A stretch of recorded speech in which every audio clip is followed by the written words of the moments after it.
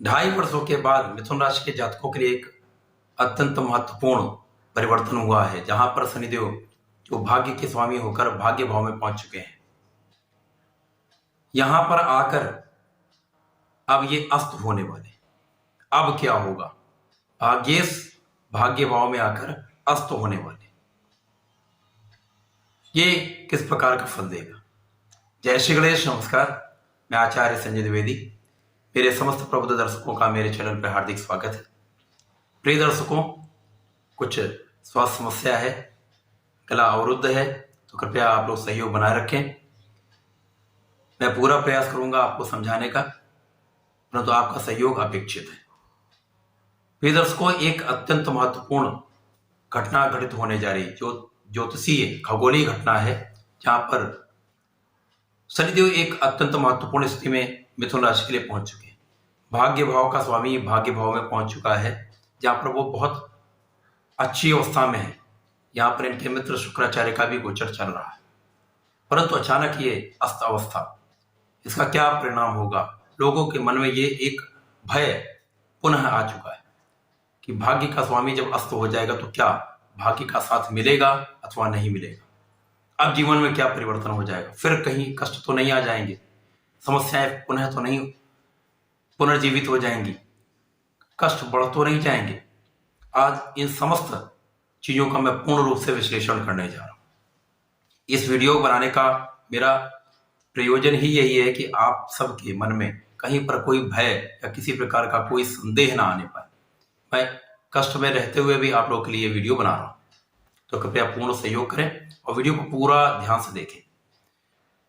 30 जनवरी को शनिदेव अस्त अवस्था में आ जाएंगे, जहां पर ये 5 मार्च तक रहेंगे। ये अस्त ही रहेंगे। अब ये अस्त अवस्था क्या होती है?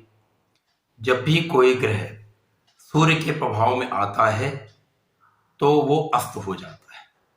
अस्त का ये अर्थ बिल्कुल नहीं है कि उसकी आइडेंटिटी समाप्त हो जाती है, उसका अपना जो एक ऑरा है वो समाप्त हो जाता है। ऐसा कुछ नहीं होता है।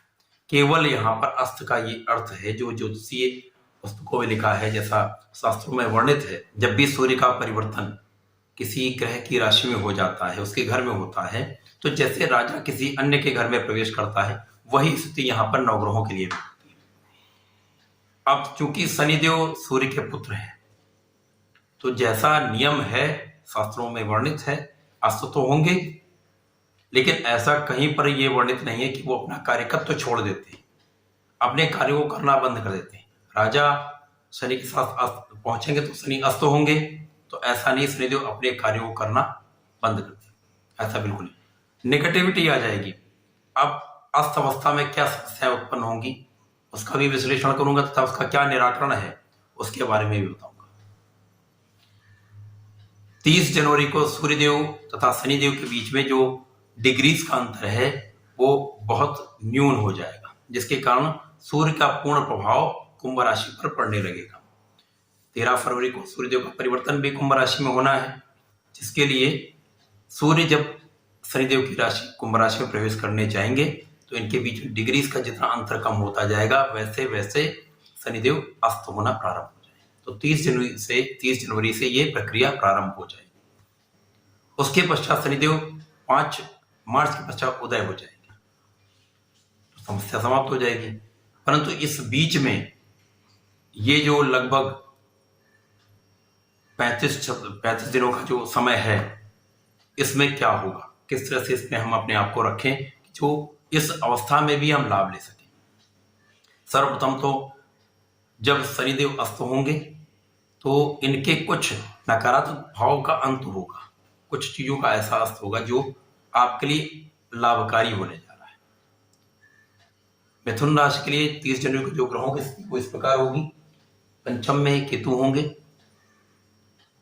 सप्तम भाव में बुध होंगे, लग्नेश आपके अष्टम भाव में सूर्य होंगे, भाग्य भाव में भाग्य के स्वामी शनि होंगे, तो यहाँ पर आपके जो पंचम के स्वामी हैं शुक्राचार्य भी होंगे। साथ ही साथ आपके दसम भाव में गुरुदेव बृहस्पति होंगे, एकादश भाव में राहु होंगे, द्वादश भाव में मंगल के साथ चंद्रमा होंगे।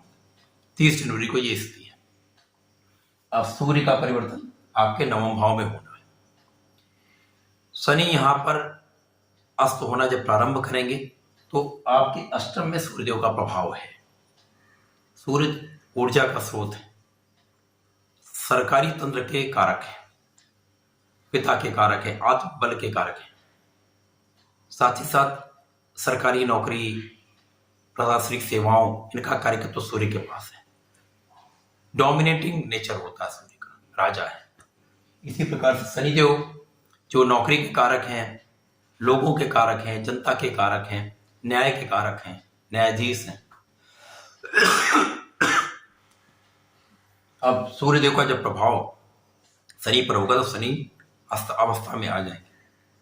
तो सर्वप्रथम मिथुन राशि के लिए क्या होने वाला है, आपके स्वास्थ्य के जो समस्याएं हैं उनका अस्त हो जाएगा, वो अस्त हो जाएगा, यानी स्वास्थ्य समस्याएं आपकी कम से कम होंगी, कानूनी समस्याएं आपकी कम से कम होंगी। यहां पर अचानक जो आपके मन में भय आ रहा था वो भय आपका कम हो जाएगा। जब कोई राजा न्यायाधीश के साथ उसके घर में जाता है तो न्यायाधीश का निर्णय भी बहुत सटीक होता है, बहुत व्यवस्थित होता है। तो यहाँ पर आपकी कानूनी समस्याओं में आपके लिए एक नया मार्ग मिलेगा, आप विजयी होने वाले हैं। स्वास्थ्य समस्याओं पर आप विजयी होंगे, शत्रुओं पर आप विजय प्राप्त करेंगे, ऋणों से आप मुक्त हो जाएंगे। यहाँ पर शनिदेव का प्रभाव आपके लाभ पर है। यहाँ पर एक नकारात्मक भाव ये हो सकता है कि जो विशिष्ट लाभ आप लेना चाहते हैं, बहुत बड़ा इन्वेस्टमेंट करना चाहते हैं, बहुत बड़ा सेटअप करना चाहते हैं, वो यदि यहाँ पर नहीं करेंगे तो ज़्यादा अच्छा रहेगा। लेकिन आपके लाभ में कहीं कोई कमी नहीं होने वाली। आपको बड़ा नया लाभ नहीं दे सकते, परंतु किसी प्रकार से जो आपका धन का आगमन है वो नहीं रुकने वाला। अब जीवन में भाग्य की कोई कमी नहीं रहने। सूर्यदेव अपना काम करेंगे, शनिदेव अपना काम करेंगे, तो कहीं पर भी यहाँ पर कोई विरोधात्मक चीज है ही नहीं। सूर्य कारक तो आपके प्रभाव को बढ़ाने का, आपका कॉन्फिडेंस बढ़ जाएगा, आपका आत्मबल बढ़ जाएगा। जब आपका आत्मबल बढ़ेगा, आप बहुत जस्टिफाइड होंगे, आप न्यायोचित कार्य करेंगे तो 100% आप सफल भी रहेंगे। तो यहाँ पर कोई नकारात्मक प्रभाव नहीं पड़ने वाला। इसी प्रकार से आपका परिश्रम बढ़ जाएगा। अब शनिदेव का प्रभाव आपके तृतीय पर है। अब यहाँ पर क्या अस्त होने वाला है, यहाँ पर आपके जो कष्टदायी मित्र हैं या जो आपको लाभ लेने वाले मित्र हैं, उनसे आप बच जाएंगे, उनसे आपका पीछा छूट जाएगा, ये अवश्य हो जाएगा। जो आपका लाभ लेने वाले हैं या आपको बरगलाने वाले लोग हैं, उनसे आप मुक्त हो जाएंगे, ये अच्छा होगा। भाई बहन के साथ संबंधों में कुछ आपसी सामंजस्य में कमी आ सकती है, यहां पर आप ध्यान रखेंगे तो लाभ लेंगे। शनिदेव का प्रभाव आपके षष्ठम पर है। जैसा मैंने कहा, यहाँ आपके रोगों का अस्त होना होगा, आपके कष्टों का अस्त होना होगा, आपकी समस्याओं का, अंधकार का अंत होना। देखिए, दो तत्व हैं। यदि हम शनिदेव को सोने की तरह माने तो सोने की चमक अलग होती है। इसी प्रकार से जब सूर्य को हम हीरे की तरह समझ सकते हैं, सोना और हीरे में जब हम दोनों को रखेंगे, दोनों की अलग अलग चमक है, अलग अलग ऑरा है। सूर्य की चमक जब शनि की चमक के पास जाएगी, सूर्य का तेज ज्यादा होगा, जिसके कारण सोने की चमक कम हो जाती है। केवल यही प्रभाव अस्त अवस्था का होता है, तो इसके लिए चिंतित मत हो। लेकिन जब दोनों का सहयोग बनेगा तो सोने में ही हीरा लगाया जाता है, जिसके कारण एक विशिष्ट मुद्रिका का निर्माण होता है, अंगूठी का निर्माण होता है, वो सबके लिए उपयुक्त होती है। तो इसलिए यहाँ पर समझने की आवश्यकता है, डरने की आवश्यकता बिल्कुल नहीं है। केवल अपने कामों को आप ईमानदारी से करें, सोच समझ कर करें, विवेकपूर्ण निर्णय लें, साथियों का सहयोग लें, किसी को सताए नहीं, तो यहाँ पर कोई कष्ट नहीं होने वाला है। किसी प्रकार का कोई कष्ट यहाँ पर आपको नहीं मिलेगा। यहाँ पर बल्कि आपके लाभ की मात्रा बढ़ जाएगी, क्योंकि यहाँ पर आपके प्रशासन का, शासन का, पिता का पूर्ण सहयोग आपको मिलेगा।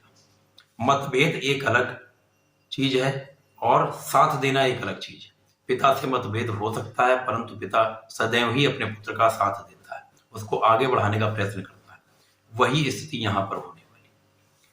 तो मतभेद के कारण हो सकता है कि आपको कुछ तनाव हो सकता है, परंतु तनाव लेने की आवश्यकता बिल्कुल भी नहीं।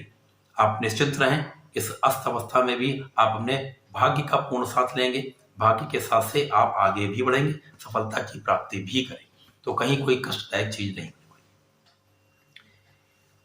इस अस्त अवस्था में आपको प्रत्येक शनिवार को भगवान भोलेनाथ के मंदिर में जाकर शिव जी पर काले तिल का अर्पण करना है। यदि यही आप प्रत्येक शनिवार को करते रहते हैं, शिव जी पर जलार्चन करते रहते हैं, सूर्यदेव को जल देते रहते हैं, तो निश्चित रूप से आपके समस्त कष्टों का भी अंत होता है और कोई समस्या नहीं आने वाली, कोई कष्ट नहीं आने वाला, कोई बड़ा संकट आपको परेशान नहीं कर सकता। तो निश्चित रहें, इस समय का आप लाभ लें, बहुत सोच समझ कर कार्य करें, सही ढंग से आगे चलें, पूरा प्रयास करें, पूरा परिश्रम करें, निश्चित रूप से आप सफल होंगे।